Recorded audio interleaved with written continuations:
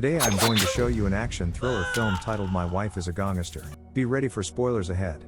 The movie opens up in Hong Kong with Young, a girl who is the daughter of Lim, a powerful member of Hong Kong's Black Dragon. She attends a high-profile gathering hosted by her father. During the event, members of a rival gang attempt to insult Young in order to embarrass her father. However, the girl impresses everyone by showcasing her dancing and swordsmanship skills. One of the rival gang members intentionally breaks the glass, causing the shards to injure the girl's foot. Make it please. Despite the pain, the girl continued dancing, but the guests mocked her as they watched her stumble and laugh.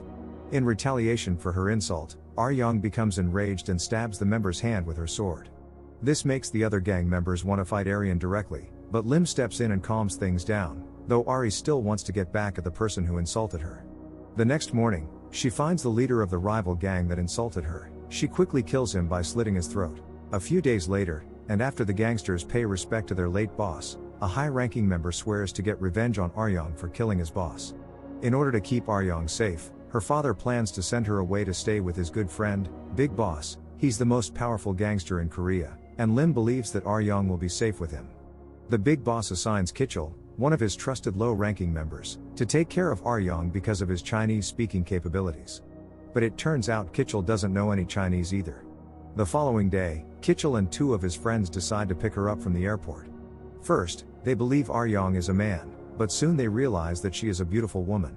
It's clear that Young is strict and angry, and since none of them can understand her language or speak Korean, it's hard for them to talk to each other. Later, Young is taken to meet the Big Boss, who greets her warmly and assures her that she won't be lonely in Korea. He also tells her that Kichul and his team will look after her while she's there. Kichul and his friends sparringly attempt to impress Young with their fighting skills, but it becomes clear that Kichul lacks real fighting skills and is just pretending to impress Young. However, she proceeds to assault one of Kichul's acquaintances, thereby demonstrating that she is not merely an ordinary girl but rather a formidable fighter.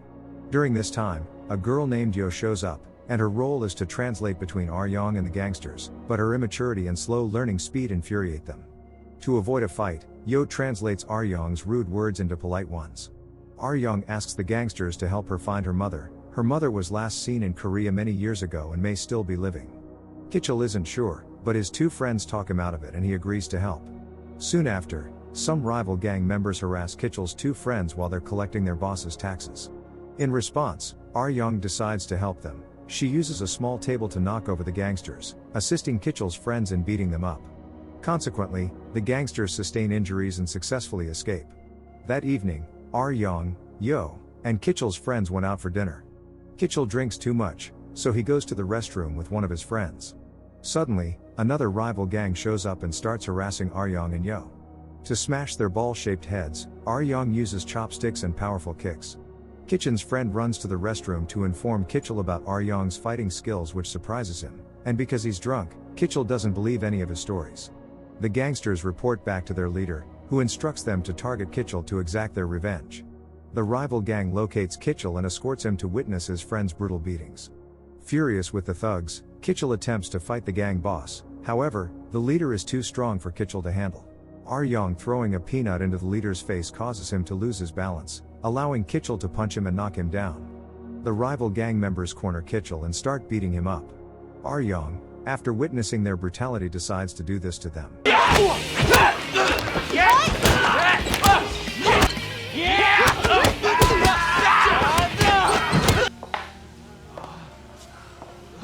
Later, Kichul and his group return home, deeply impressed by Young's fighting abilities but somewhat intimidated by her strength. That night, both Kichul and Young sit together in the yard and share a drink. Despite the language barrier, there is a growing sense of attraction towards her, as well as Young beginning to bond well with him.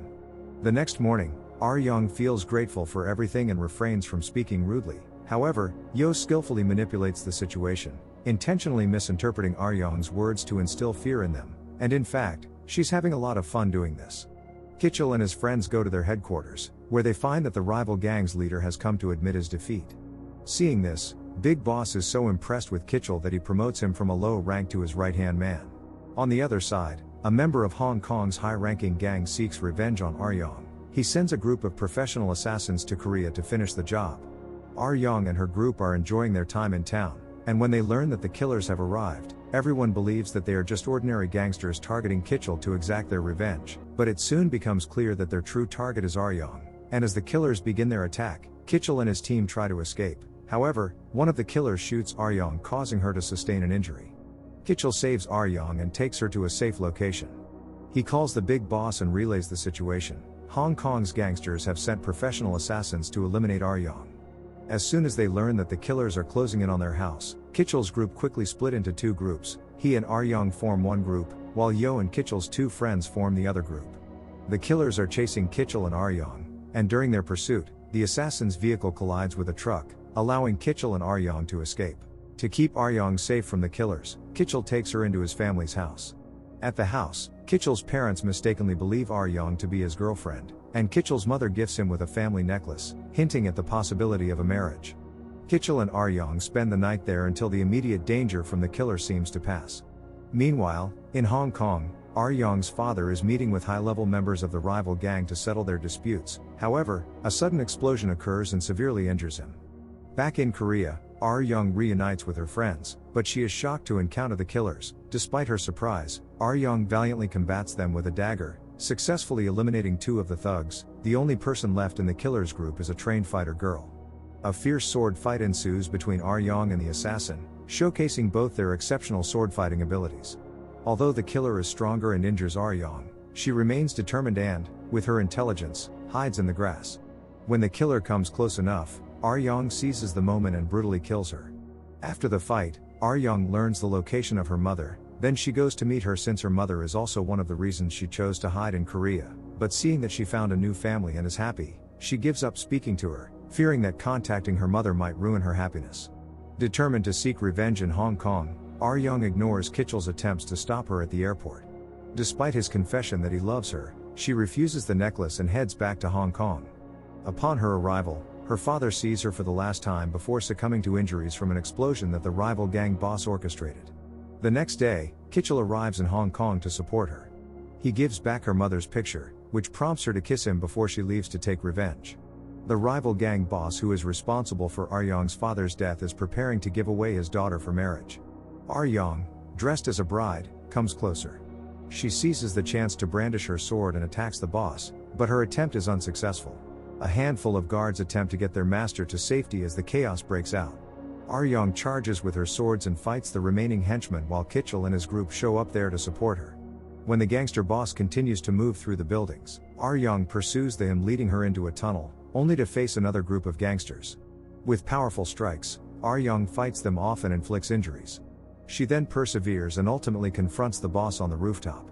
The boss cheats by pulling out a gun and shooting at her on the side. The gangster's boss laughs maliciously, but Kitchell arrives and diverts his attention. The boss gets enraged and, in response, decides to shoot Kitchell first, causing him to fall from a building.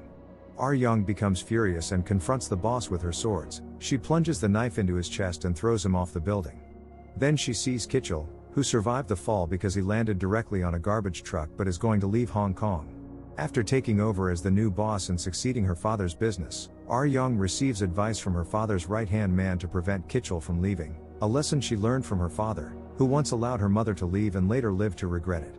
Following her right-hand's advice, Aryong stops Kitchell on his way to the airport with all her gangsters and proposes to him, with her right-hand man providing a less accurate translation than Yo's. Kitchell accepts it, and they hug on the highway. Don't forget to like and subscribe for more videos like this.